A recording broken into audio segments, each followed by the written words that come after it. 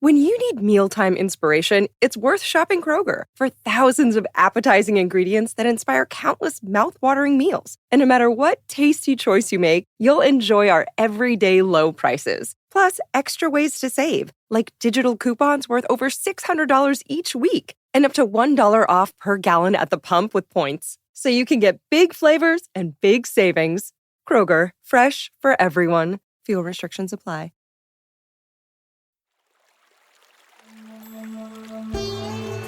Hi everyone, I'm Deb Flashenberg. Welcome to Yoga, Birth, Babies, a podcast produced by Prenatal Yoga Center. We will be diving into everything prenatal yoga, birth, and baby related, hoping to inspire, educate, and empower you through your journey into motherhood. Thank you for listening. Hi, I'm Deb Flashenberg. I'm the host of Yoga Birth Babies, and today we have another installment of a series I'm calling Podcasts from the Vault.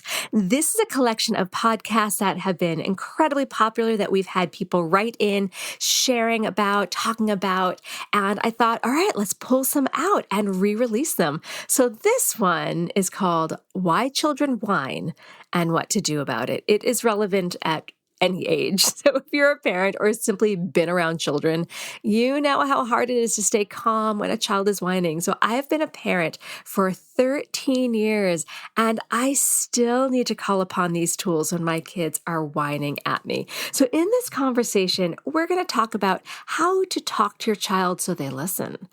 What can you expect developmentally from children? So how my kids, 10 and 13, listen is going to be different for a toddler or a child from 2 to 5-year-olds in terms of their behavior and how they listen. One thing I still struggle with is getting out the door without a fight.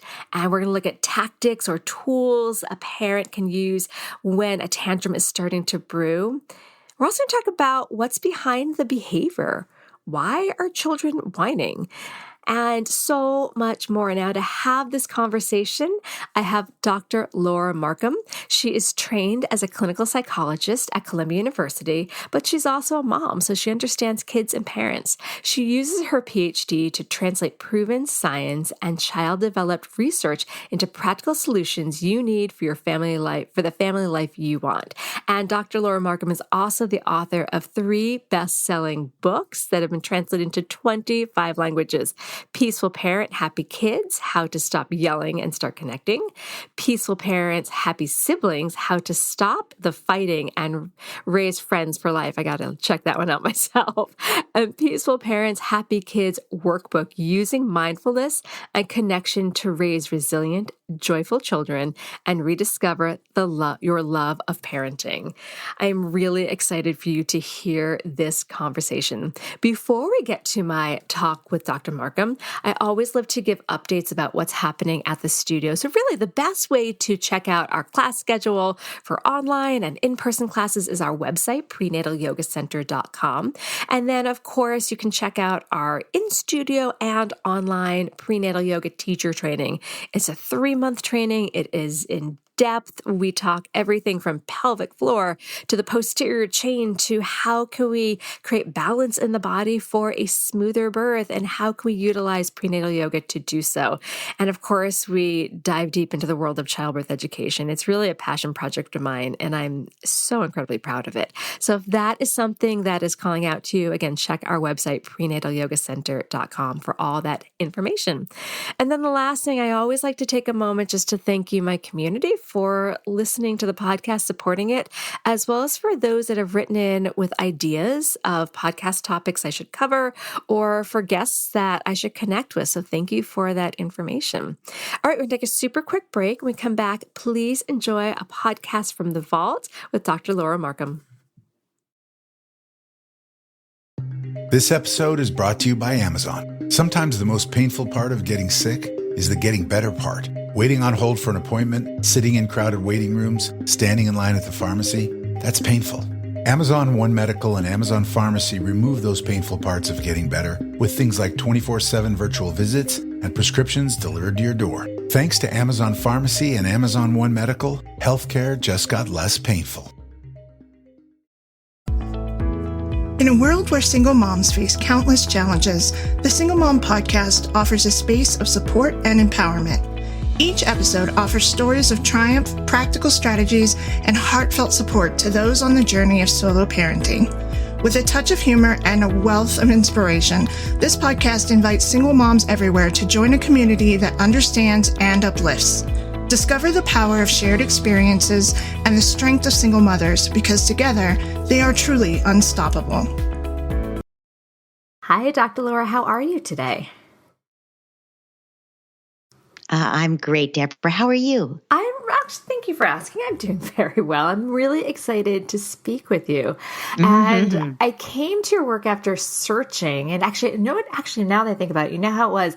I had several students asking me about how to handle their younger children. So then I put out to my Facebook group, I needed suggestions, like who should I approach? And your name came up from several people that I respect. And so then I looked you up, I'm like, well, this person is perfect. So I'm really excited to speak with you, especially about a topic. Usually I talk about pregnancy, birth, and babies. So I'm excited to go a little bit older. But before we jump into that, do you mind just telling me and my listeners a little bit about yourself and how you got into this work? Well, I have a PhD in clinical psychology, which means I'm trained to be a therapist and to understand all the many things that can go awry in human development. And I find that what I'm most interested in is raising healthy children, because then things are less likely to go awry later. So I got into this work when I was finishing up grad school, finishing my PhD, and my son was born. I was pregnant my last, at the end as I finished school and as I finished my coursework. And my son was born. And I realized, I've just spent years reading the research on child development. But most parents don't get that advantage. Most parents wing it completely. They either repeat how they were raised, or they say, I'm not going to repeat how I was raised. And then they swing in the other direction, sometimes too far. And most parents really don't, here's the most challenging work we will ever have. And I say that because it involves growing ourselves, not just raising the child and being patient with the child, but also the most sacred work there is. And yet we have so little preparation for it. And as I raised my son, and then my daughter also, who came along 4 years later, I realized parents need support. It's the hardest job in the world, and they need more support. So I really, for many years now, have limited my practice to talking with parents about their children. It's so important. As you said that, I'm like, oh, I fall into that category, kind of the winging it, read a little bit, talk to some people here, look at how I was brought up, change a few things. But obviously, you're spot on, but it's just, I think a lot of us don't even really know where to go for support and for information. There's so many books out there. And I've read a lot of your stuff as I was preparing for this. I was stalking your work a little bit, which is fantastic. Really great work. And so I appreciate your point of view. And you have on your website, you cover quite a range of ages that you work with. But for today, I'd love to talk about, it kind of seems a crossover between like older toddler to preschool. That's kind of the sweet spot I want to jump into. Can you talk a little bit about what one should expect developmentally for that age? Because I think sometimes with my own kids, I think my expectations of how I want them or how I think they should behave and their capacity to listen may not be where they are developmentally. Can you talk a little bit about that? Sure. Well, one thing is that when a human being has full inner resource, then we can respond to what's happening in a very appropriate way usually. But think about ourselves as moms. When we were up all night with a crying baby, or a kid with an ear infection, when we are worried about money, when we had a fight with our husband or our partner the night before, when we're feeling like, maybe we're a stay-at-home mom and we're starting to feel like, wow, I'm not really taking seriously and valued by society enough at this point. Back when I had my high-powered job, people listen to what I just say. Now even my 3-year-old doesn't listen to what I have to say. So, when we have, right? And when we have stresses on us, we are not going to be at our best, right? Whereas other times when we got a good night's sleep and we had a little time to ourselves and things are going beautifully and we're feeling really good about whatever, then we're going to be at our best. And the same thing is true of your 2 or 3 or 4-year-old. So a 2 or 3 or 4-year-old at their best is delightful. Mm-hmm. They're excited and curious about the world. They're affectionate to you. They're full of energy. They're not whiny because they got a good night's sleep and they're up for whatever. They're adaptable and willing to go along with you when you suggest something. They're cooperative, right? We all know when our children are at their best, they're just fabulous. Mm-hmm. But how often are we, honestly, we parents, truly at our best? Sometimes. And I work hard at being at my best. I meditate every day. I, am physically active, all these other things that many moms don't have time to do. And I remember when I was the mother of young children, I wasn't at my best every day. How could you be, right? So I think we can't really expect our 2, 3, and 4-year-olds to be at their best every day. Mm-hmm. We do. Yet we do. We think, well, he argues like a lawyer when he wants something. So he certainly can understand what I'm saying, right? But actually, when he's triggered emotionally, he can't understand what you're saying. When you're saying, no, we can't do that. We won't have time to do that. No, sweetheart, no. And he's saying, no, I need to do that, right? And you're thinking, what is wrong with him? What part of no doesn't he understand? But it's because he's feeling challenged at the moment, just like we all feel challenged sometimes. So I would just advise parents of any age child, but certainly a 2, 3, or 4-year-old, to just notice where your child is at that moment. And when you said, what are they developmentally able to do? Well, it's not just what they're developmentally able to do. It's what they have the resources to do at that moment. So if you ask your child to do something and they immediately resist, then you have to stop, take a deep breath, calm yourself, and then try again in a more connected way. Because when children are having a hard time, their connection with you will always help them to ground themselves. It will get it's basically, you could think of it as borrowing your strength. Psychologists would call it borrowing your ego strength. So really, when the child doesn't have the strength inside to pull themselves together at that moment, if they can connect with you, they borrow your strength.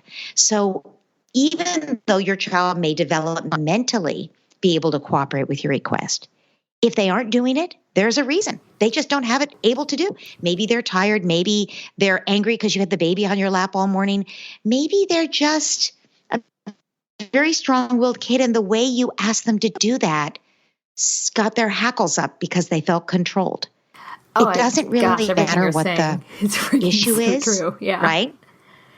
So here's a question. First of all, everything you're saying, I'm just like sitting here shaking my head. I'm like, yes, yes, yes. And I love that you're saying it's not just younger kids. Like I had this experience with my 7-year-old earlier today. But when you're saying connect with them, can you be more specific of like, what does that look like? So referring back, I was telling my 7-year-old that he's about to have his 8-year doctor's appointment. And, every few years they take blood. And I just kind of want to put that out there for him. And it turned into this massive fight. No, I'm not giving him my blood. And my husband's like, why'd you say that? I'm like, well, I thought it was good to prepare him. So then I tried to approach him and kind of, I call it like changing the channel. I kind of tried to change the topic. But now I'm hearing you say like, and that was my way to try to connect with him. When you're saying connect, what's an example of that? Is it talking to them? Is it rubbing their back? Is it just being in the space with them? And that's really for any age. So connect will depend on the age, right? Mm-hmm. And will connect on your child's way of connecting, right? There are kids who connect in words and there are kids who connect when their back is rubbed. In the case that you're describing, your child had a lot of fear triggered about the blood draw. So he needs to know that it's going to be okay, that you've got his back, that you can't say, oh no, it won't hurt, but you can say, you know what? First of all, you have to back up. You have to drop that. You have to reconnect with a hug and say, oh my goodness, that sounds scary, huh? I remember when I was a kid and it was scary to get my blood drawn too. And I still don't like it. Or you could say, if it's true, now it doesn't bother me at all. And someday it won't bother you. But I understand why you're a little scared about it. Don't worry, sweetie. We'll work it out. We'll figure it out. So that's the first thing. You're reassuring. Mm-hmm. But connection could be simply, I hear what you're saying. Oh my goodness, you're really upset about this. I was just letting you know about the doctor's appointment. I didn't know it would be scary to you to hear that. Tell me about what you remember about the last time you got your blood drawn. Yeah, it did hurt a lot, didn't it? Huh. I wonder if we could give you some Tylenol before you go in. I wonder if they have some numbing cream for your arm. Which they do, by the way, usually. I wonder if there are things that we could do in advance, right? And you know what I think? I think we should get out that old doctor's kit. You haven't played with it in a while, but maybe you'd like to try taking my blood, right? Because kids need to act this stuff out. And they need the experience of feeling powerful in that medical encounter instead of feeling powerless and like somebody can just manhandle and hurt their body, right? Right. So there are a lot of things you can do for the doctor's appointment thing, right? And so it feels like a lot of this is about control for them, because here they are, little people, and their lives and schedules are not really their own in a sense. So is it showing like I hear you, I see you, we're doing this together? Because I feel like, especially my younger one, it's all about control for her. I can open this, I'll do this, I want to do this. How can we foster that independence? But also, we do have to be kind of the eyes and ears and the holder of the container. I think this is a really great insight, Deborah, the control question, because no one likes to feel powerless or out of control. No adult, no child. And children feel that way constantly, right? Yeah. So I do think it's what you said. It's seeing it as independence. A lot of parents, when they think, oh, he's just trying to have control, they think it is a bad thing. Mm-hmm. It's a great thing that your child wants to assert some control and independence. And our job as the parent is to facilitate that. And obviously, when it's inappropriate, when they can't say no, we try to find something else that they can control, which is why the nurse in the doctor's office will say, which Band-Aid do you want after you have your blood draw? Right? There's something they can control at least. Or do you want to sit on your mom's lap? Or do you want her to stand next to you and hold your other hand so you can squeeze it, or whatever? So we're giving them some control. I think that one way to avoid the power struggles and still get kids to move through the schedule the way we need them to. Yeah, that's exactly what I was thinking. Like getting my kids out the door this morning for school, which they do every day. It was such a struggle. So yeah, I love hearing this. Routines. Okay. So if you can speak to that a bit. Routines are really important for kids because, routines are just what we do at that time of day. Every day we clean up together, and it's not an onerous thing where mom says, okay, now clean up your toys.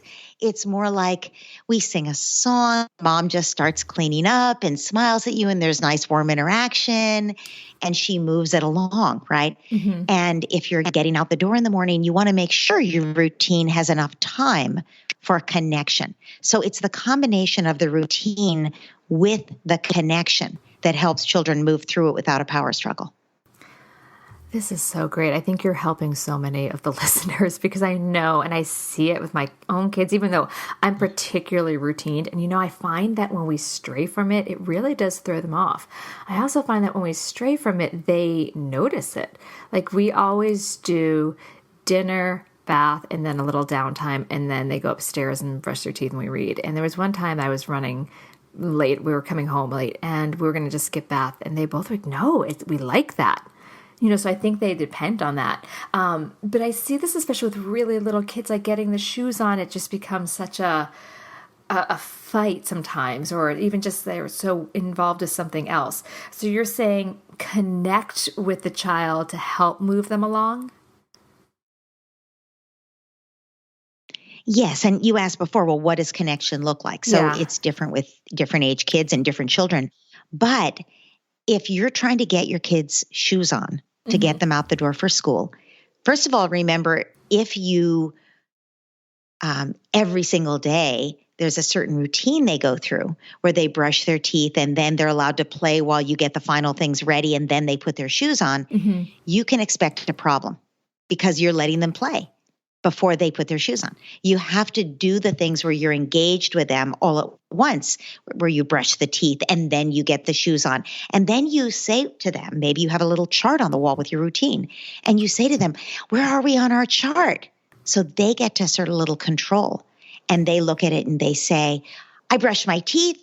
I used the potty. I have my shoes on. And you say, give me 5, give me 5, give me 5. That's fantastic. What else do we need to do?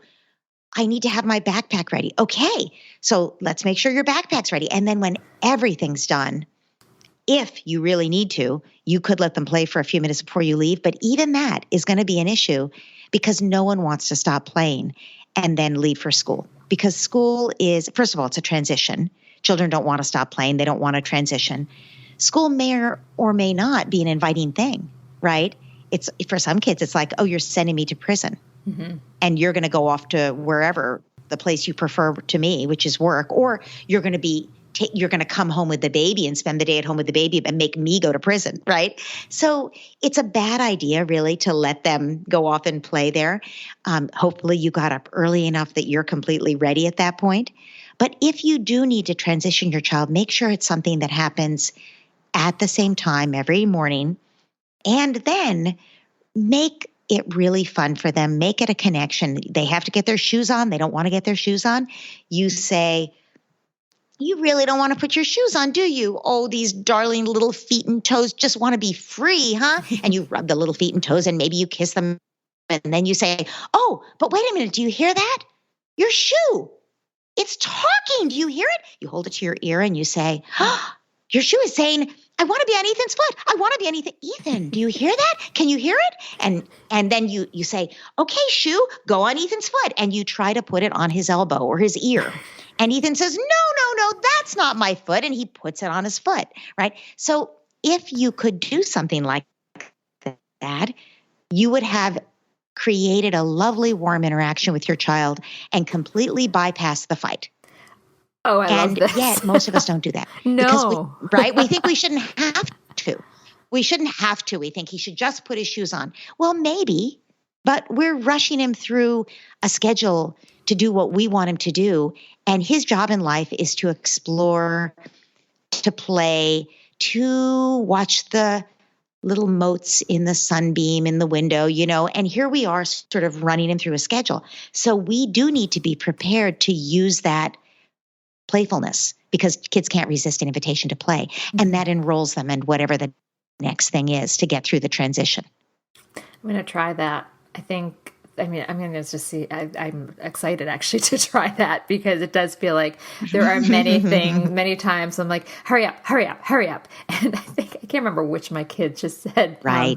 You're putting too much hurry in my mind. And I'm like, I'm really sorry.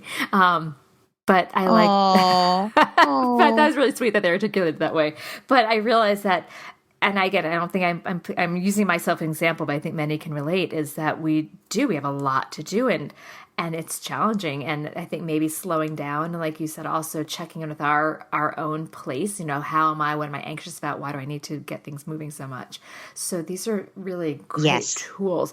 Can we talk about whining? Sure. I endure it a lot, and I'd love to understand it a little bit. Is there a reason they whine? Is there a way we can stop the whining? Yeah, let's just open that up. Well, absolutely. There are many reasons that children whine. And again, I'm going to ask you to think about ourselves as adults. There are times we whine. Yes. Right? Where we call our girlfriend or our sister or we see our partner at the end of the day and we just whine. And there's a reason for it. we're exhausted. We just can't cope anymore. We just wish somebody would rescue us, right? And that's often what's going on with our children. It's, I think, the number one reason children whine is that they don't have the internal resources at that moment to cope with what they feel is being asked of them, right? Sometimes we can address that by connecting, as I already said, that they can sort of borrow our resourcefulness, and that will help them to cope. So the first thing to do when a child is whining is always to give them a hug and say, "You are having a hard time, aren't you, sweetie? I hear your voice sounds tired and grumpy. Is that right? Are you feeling tired and grumpy? What's going on?" Now, parents sometimes say to me, "Well, that's rewarding her for acting tired and grumpy and whiny. I'm not going to reward that whining voice." But how would we feel if we said to our partner at the end of the day, or called our sister or friend and we whined and they said, "I'm not even going to listen to this until you can use an adult voice. I don't want to reward you for being whiny like this." Yeah, Can you imagine how you would feel if someone said that to you? Very invalidating. Yes, it's terrible. Yes, totally invalidating. Exactly. So I think the thing to do with kids that is most effective is to immediately validate, "You're having a hard time, aren't you?" Now, we're not changing the limit. If we're asking them to wash their hands, and come to dinner, or to try to finish their food, or to try to, to work with us a little longer to clean up the playroom that before we have dinner, or whatever we're asking them to do that they've just fallen down on the carpet whining, that we can still ask them to do those things. We can say, "It's hard at the end of the day to have to clean up toys, isn't it? I know. You're pretty tired. Maybe we need to clean up a little earlier from now on when you still have more energy, and then we could just read a book before we go to fix dinner." That makes sense, doesn't it? Because it's just so hard when we wait so long. But right now we do have to clean up. I'll tell you what. I'm going to hold your hand while we work together to clean up. You pick up that block and I'll pick up this block, and we'll hold hands too, and we'll give each other squeezes so we stay strong. And if we feel too tired, we're going to summon up our courage together, right? By singing a song. What's the bravest song you know? So again, you're helping them learn to manage themselves through a difficult task, right? But you're doing it by giving them more support. I'm actually glad as you're saying that, I'm like, oh, I do a lot of this, and I was giving myself a little pat in the back. But then there's the times that, and I'm going to use again something that happened recently. I was in the store. I was literally just going to CVS to pick out a Father's Day card. This was last weekend. And my daughter is with me. And whenever we go into a store, she turns into this monster of wanting to buy everything. And it turns out into whining. And we had a talk before we went in. We're just getting Daddy's card. You can help me. I want your help. I love how well you pick out cards. You have such good eye for color. So I prepped it and I said, we're not going to get anything else. We're just going to get Daddy's card. And thank you for being my helper. And then we get in there and she wants new hair bows and she wants a lip gloss. I should 5. And I'm like, and it just turns into this whining struggle. Do I do the same thing? So that's a little different. No, okay. You don't. Well, so yes and no. So you hold the limit, right? You're still asking her to do the hard thing, which is, here she is. Remember, they don't understand money. How old is your daughter? 5.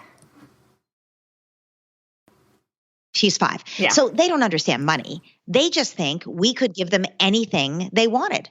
So here they're surrounded in the store by the lip gloss and the hair ties and all the pretty things they want.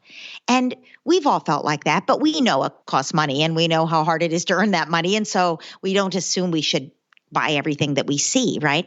But for a 5-year-old, they see all that stuff and they're like, yeah, why wouldn't you get that for me if you love me?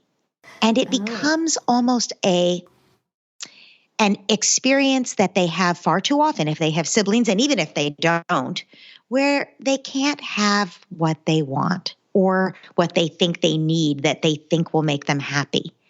And so what comes up is, once again, the things that would make me happy in life I can't have. I never get what I need, right? And there again is that powerless feeling that causes the whining, right? But I think this is deeper. This is a little deeper than being tired at the end of the day and not wanting to clean up your toys. Okay. This is more like, once again, I don't get what I want. And we've all had that feeling, and it's a hard feeling. And I think the best way to handle that feeling is actually to acknowledge it. And like most big feelings, to let your child express it and cry about it, because then it vanishes. Big feelings are a message. They're not just inconveniences. They're a message to us about something. And what your child is most likely feeling at that moment is, I really want all these things. I think they would make me happy, but I never get them. And if you could, you did a great job with warning her in advance. And as you're in the store, you would get down on her level, pull her to you, hug her, and say, you really wish you could have hair ties and lip gloss. I hear you. Sweetheart, if you still want those things when it's your birthday, and her birthday could be 8 months away, right? Yeah. Or the holidays, Christmas or Hanukkah, whatever you celebrate, Christmas and Hanukkah are 6 months away, right? So if you still want those things at the holidays, then we'll put them on your list for you, and maybe you'll get lucky then. I hear how much you want them, and they do look great. I can see why you would like them. And I see how much you want them. And remember, we're not buying anything special today. This is just for our Father's Day card. And she will whine again. She might start crying if you've been very empathic. If you've really empathized, she might be like, oh, but I need them, which would be bingo. That'd be great. If you're more aware of the people around you and a little less empathic and just more going through the motions, like, we might get them then, but really we're not going to do it. I warned you about this. She's not going to cry because she won't feel empathized with. She'll whine more. And that's okay, because that's a way to get her to the checkout. You'll hold her hand. You'll take her whining right through the checkout. She might even begin to act out. She might even grab at the candy bars at the checkout because she just wants you to know how big this feeling is. So you might have to pick her up and hold her, and you pay the checkout clerk and you leave, and you go into your car if you have a car, and you pull her into your lap in the back seat and you say, sweetheart, you had such a hard time in there. You really wish you could have those things. And you be as empathic as you can. I think she'll start to sob. And that would be fantastic, because if she can really get in touch with all that longing for what she really wants that she never gets, you will resolve some sibling rivalry, I guarantee you. Mm-hmm. You will resolve the whining. So next time she goes in the store, she's more able to cope because she doesn't have all those needs and wants clamoring inside her, right? And you'll have a really much better day for the rest of your day. If you don't let her cry at that point, you could find that your whole day will take a dive because she's got all these feelings jostling up to get healed, right? But if you just help her to cry, hold her, accept the feelings, acknowledge it. I know sometimes you see these pretty things and you really wish you could have them. I know. And then she cries and cries. And you might even find that she falls asleep on the way home in the car because it really took something out of her. But because she also was already tired, and, that's why she was so whiny. But you'll have really helped her move through some feelings that she'd been carrying around with her. I love what I'm hearing, and this is something I really believe in, is that it's about letting the feelings, one, again, going back to the idea of validating, and two, let them express it, because I feel like we're constantly in our culture, don't feel that, don't feel that, don't feel that. So if we let them feel it, process it, then they're not going to be so scared of their feelings, and maybe I'm getting too out of what I know, and then they're going to feel their feelings. I don't think I'm crazy, but this is how my life, I used to be a performer. And I always told my husband, I said, if you want to know what I'm feeling, listen to me in the shower. Because I truly believe having the access to put words to feelings and sing them out has saved my sanity. And so it kind of feels like the same thing. We're giving ourselves the permission to feel, because I feel like a lot of people don't know how to feel. And if we're always telling our kid, don't cry, don't whine, don't feel that, it's just going to bottle it up.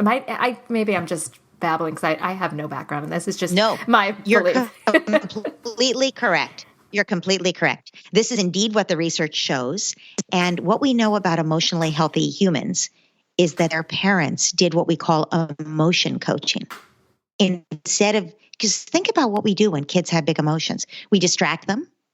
We give in and all right, I'll buy it, right? So the kid stops the whining. But meanwhile, we've never helped with that big amount of longing. And we all know that when you get that lip gloss or hair tie home, It's like when you get that new pair of shoes home. You're happy for about 10 minutes, maybe a day. That's it, right? Yeah. She's going to have the same feelings there that she never worked out. So we distract kids from the feelings. Sometimes we shame kids.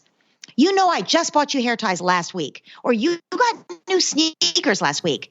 What do you think? Money grows on trees, right? Or why can't you be like your sister? She's standing here. She's not asking for anything. She listened to what I said before we came in the store, right? So we shame kids. We make them feel bad about their longings, right?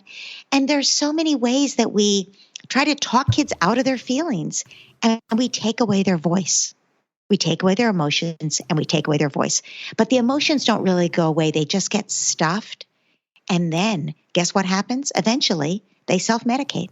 They self-medicate by compulsive shopping or drugs, a lot of wine in the teenage years or other liquor, drugs. Absolutely. If we can give kids a way to feel and express their emotions in a healthy way, they don't carry that full emotional backpack around and they don't have to self-medicate. Yeah, I mean, I like that we're even talking about this for like the younger kids up because I'm really into the idea of like, let their feelings get expressed. I say that and it's still challenging. I mean, I'm certainly not an expert at handling it, but yeah, I want them to have their feelings. It's just sometimes I find it hard. What about when parents, and again, this kind of brings me back to what originally I was asked to ask you about, is when they talk back, especially that really, like, this is how my student asked about, like, their 2 or 3 year old just being sassy. What do you do with that type of emotion? Well, what does sassy, so let's think about what sassy means. A 2 or 3 year old being sassy. Yeah. Did not likely learn that at school, right? Like 12-year-old will trot out something she heard at school and try it on you to see whether you'll put up with it. And the appropriate response to the 12-year-old is more like, excuse me, you know we don't talk to each other that way in this house. Let's try that one again, right? And then the kid stops doing it. But a 2 or 3 year old didn't hear it at school. There's a reason they're being defiant. When you say they're being sassy, they're like, you can't be the boss of me. No, I'm not going to do it. You can't make me, right? Isn't that really what it is? But that's not sassiness. Sassiness assumes that it's about you, that it's being rude to you, that they're intentionally being rude to you. That's not what's going on in a 2 or 3 year old developmentally. What the 2 or 3 year old is doing is saying, stop bossing me around. Stop making me feel like I don't matter, like you're not listening to me, like I have no right to decide what happens to my body, right? They know who's the boss. Believe me, they may say you can't make me, but they know when it's bedtime because the parents say so, right? They don't actually harbor any illusions about who's in charge. So if they're being sassy, they're saying to you, it's a plea for respect, actually. They're saying to you, no, I won't. It's not about you. Except to the degree that it's saying, I'm feeling unheard. So if a 2 or 3 year old, I'm just trying to think of an example, a 2 or 3 year old says, no, I won't, or you can't make me, or I want a new mommy, or I hate you. That's not sassy. That's the child trying to show you how upset they are. And so immediately I would stop, drop, and breathe. So stop, drop your agenda, take a deep breath, which does interrupt those neurotransmitters and stress hormones that suddenly started to cascade through your body when your 2 or 3 year old started to push all your buttons. Take the deep breath and turn and say, get down on their level, which reduces the threat and increases the connection. Now, if you have a hitter, a kid who hits you, don't get so close they're going to hit your face, but do get down on their level where it decreases the threat. Look at them, be as warm and loving and patient as you can and say, wow, you are really upset to say that to me. And it could even be, I hate you, I want a new mommy, right? Which is button pushing material, right? But you're just taking it as information about the child, their mood, their need, their upset. Wow, you must really be upset to say that to me. Sweetheart, what's going on? Now, you may know what's going on, which is that you told them it's time to take a bath and they said no because they don't want to stop. They don't want to go, inside or whatever, right? But if you do know, you can say, you really don't want to go inside. You've been loving playing outside, haven't you? Now you've joined with them. Now they're going to start saying, yes, I have been loving playing outside. Yes, someone understands me. Yes, I could actually feel connected with here by my mom or dad who says this to me. So I might even be open to their influence. I might listen to what they have to say to me because they're listening to me, right? So don't get distracted by sassiness. Just take it as a cue that you need to, whatever is missing in the situation, it's our job to bring that. Mm-hmm. And what was missing here was respect and listening. So now we have brought respect and listening, and we've changed. When we show up differently, our child will show up differently. Yeah, I'm really loving hearing this. I have to, again, come back to how I can, as a parent, also relate to it. And I think it's just like it. You keep saying like respect and listening. I think how great is that for everyone? How often are we all so on our own agenda, even as adults relating with other adults? We may not always respect and listen. So just that message in general to embody for all our interactions, I think would be incredibly healthy and helpful. So I wanted to talk a little bit about... Yes, and I want to just add... Yeah. I wanted to just add for, if you're listening to this and thinking, but I'm not going to let my child disrespect me that way. Remember that a 2 or 3-year-old or even a 7 or 8-year-old, the way they learn is from the standard that we demonstrate. So if you're modeling respect, your child, just like the 12-year-old who you said, oops, excuse me, let's try that one again, shall we? The 2 or 3-year-old is going to do the same thing. It's just a different version of you modeling what you expect from your child. And that doesn't mean you don't set limits. You can say to your child, you can be as mad as you want, no hitting. Or you can tell me in words, say, no, mommy, I don't like that. Don't kick at me, right? If you're trying to put their shoe on or whatever. So you're not letting them be inappropriate with their behavior, but they are allowed to express to you what they feel. And feelings are not bad behavior. And even verbal expression of feelings is not bad behavior. Thank you for clarifying that. I think that's important. I wanted to ask, and then I know I'm using a lot of your time, so I'll be quick with this one, about consequences. I've heard conflicting information. I've had some people say, we do consequences, and we try to have it relate directly to whatever the situation was. Like my son did something at school about lunch, and then we're like, okay, well, like he dropped his lunch on the floor, although the school aide thinks he did on purpose so he could buy. And then we said, we think you did on purpose. We didn't want you buying that day, so you're not going to get pizza day on Friday. So we did kind of an eye for an eye type of consequence. What are your thoughts on that, on type of consequences? So consequence is a euphemism, as you're describing. It's a punishment. Yeah. So let's just drop the euphemism. A consequence is a result of something. When I turn on the light, I turn on the switch, there's light in the room. That's a consequence of my turning on the light. And there will absolutely be times when, in order to enforce a limit, there is a consequence, like we know that the rule in the sandbox is no throwing sand because it hurts people's eyes. We've had the discussion. The kid starts throwing sand. We don't say, oh, Jamie, please stop throwing sand, would you? No, you say, Jamie, no throwing sand. And Jamie throws the sand again. You pick Jamie up and you take him out of the sandbox. So is that a consequence? It's enforcing your limit. That's how I think of it. So you don't enforce the limit in a punitive way. You don't say to Jamie, how could you bad kid? You know better than that. You sit over here and you think about what you did wrong, right? That's punishment. But I'm just saying, you take Jamie out of the sandbox and you say, Jamie, the rule in the sandbox is no throwing sand. You know that. We're going to stay over here. We're going to calm down. And Jamie says, no, I need to be in the sandbox. And you say, I know. It was just too hard for you to not throw the sand.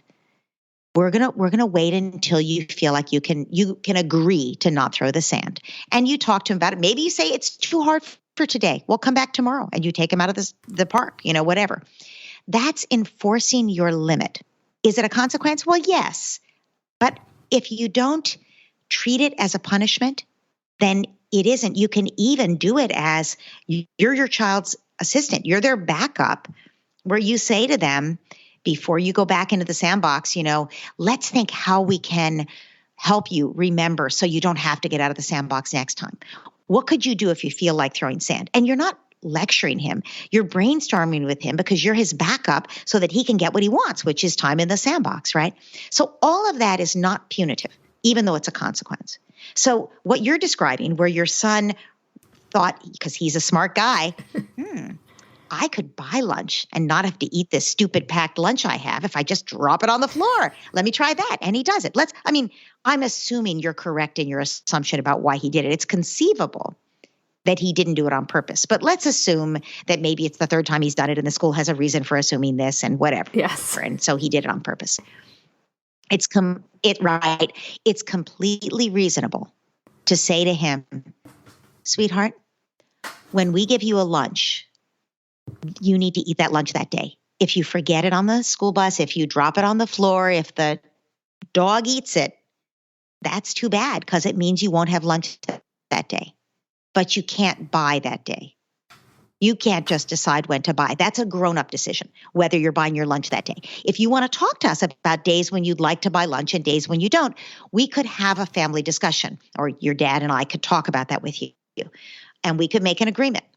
But when you're taking your lunch, it's because the parents have decided which days are in our budget for you to buy lunch and which days you're going to take lunch with you. So you can't make the decision by just dropping your lunch. So we want you to know that if you ever drop your lunch again, you will have to go hungry that day. It will feel bad because being hungry isn't any fun, but that's what's going to have to happen. Do you understand our position? Are you in agreement that that's what's going to happen? And you shake on it then. We always keep our promises. That's our agreement. That's that. It's done. If it happens next week, he doesn't get to buy. He goes hungry, period. I'm betting he won't do it again. That's an enforcement of your limit. I think it's different than saying, because you did that, you won't be able to buy on Friday when it's pizza day. That's a punishment. Now, I don't think it's a terrible onerous punishment, and it's clearly related to the crime. But I think it's a little bit like he makes a chess move and then you make a chess move. That's not what you're trying to do. You're just trying to enforce your limit. Right. I think what you said is about the chess moves I think that resonates with a lot of people as well as me. So it's about, I like that, enforce your limit as opposed to you do this, I do this, you do this, I do this. That's really useful. Oh, I love this. I feel like I've gotten so many tidbits. I hope the community has. All right, we're going to take a quick break. When we come back, I'm going to ask for one piece of advice or tip you'd like to offer new expectant parents that we didn't cover. We covered so much. All right, we'll be right back.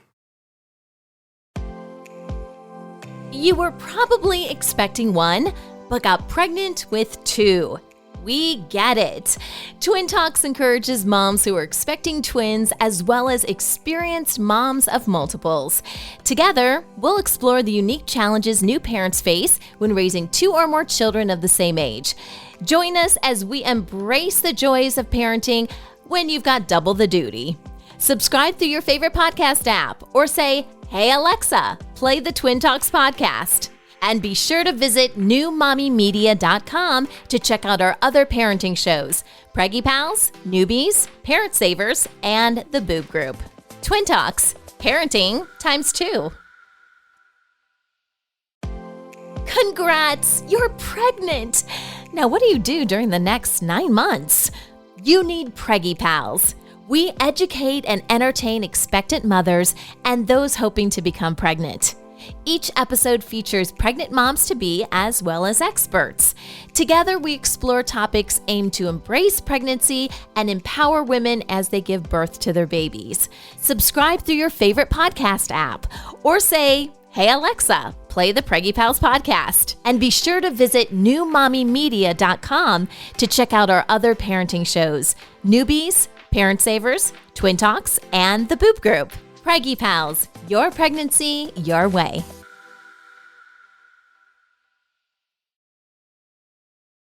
Okay, we are back.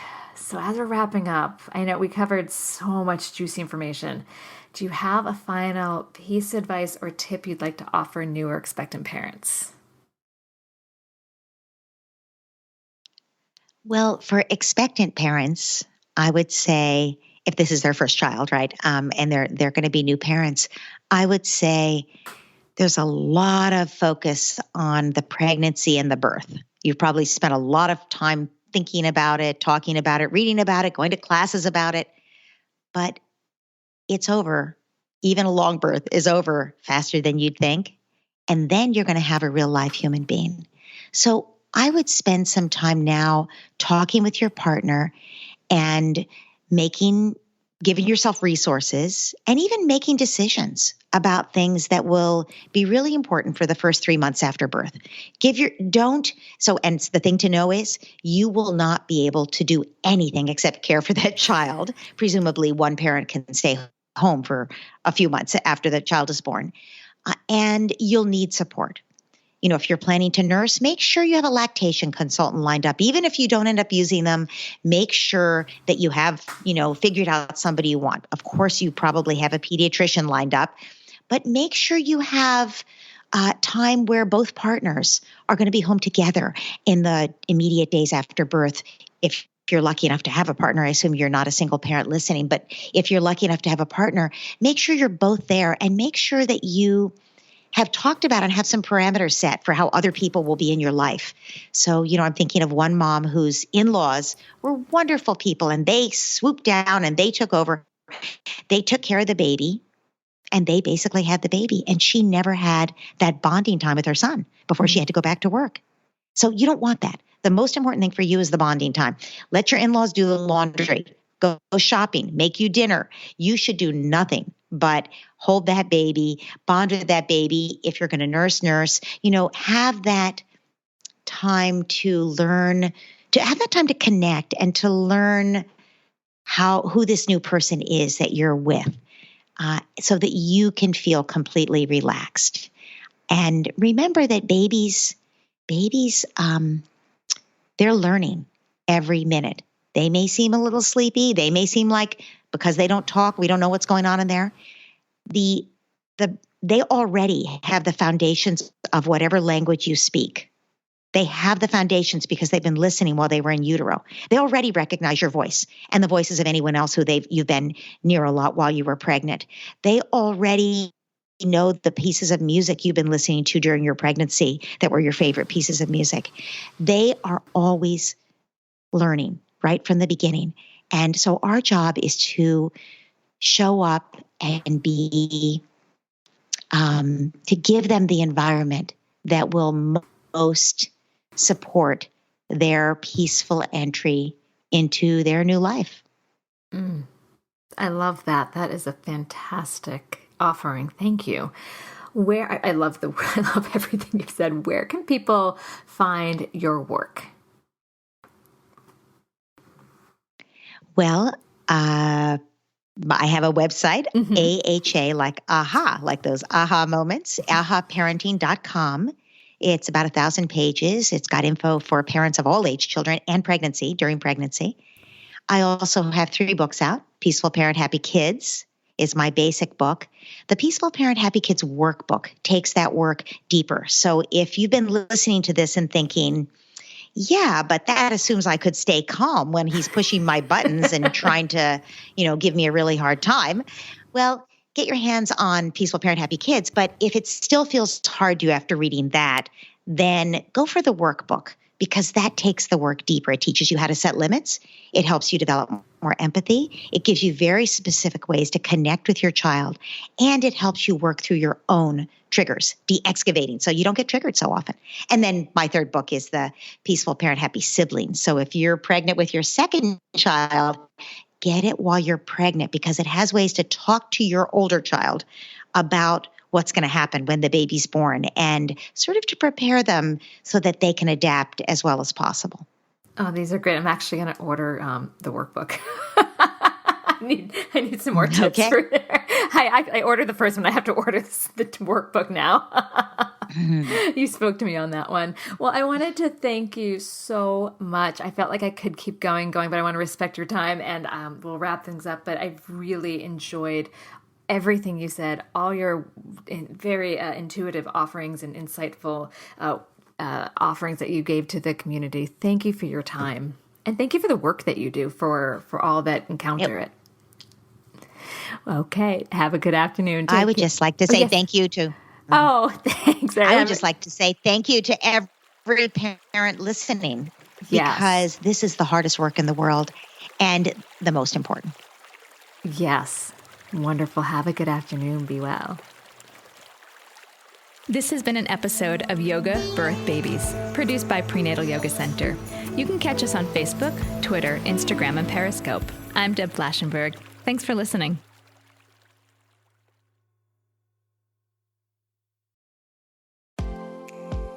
You've made it through the first couple of years with your kiddo, and life is crazy. You need Parent Savers. Each week, we provide moms with the practical information they need to help preserve their sanity. With the help of our experts, parents of toddlers get the superhero strength they need to tackle the world and the next sturdy diaper. Subscribe through your favorite podcast app or say, "Hey Alexa, play the Parent Savers podcast." Parent Savers, empowering new parents.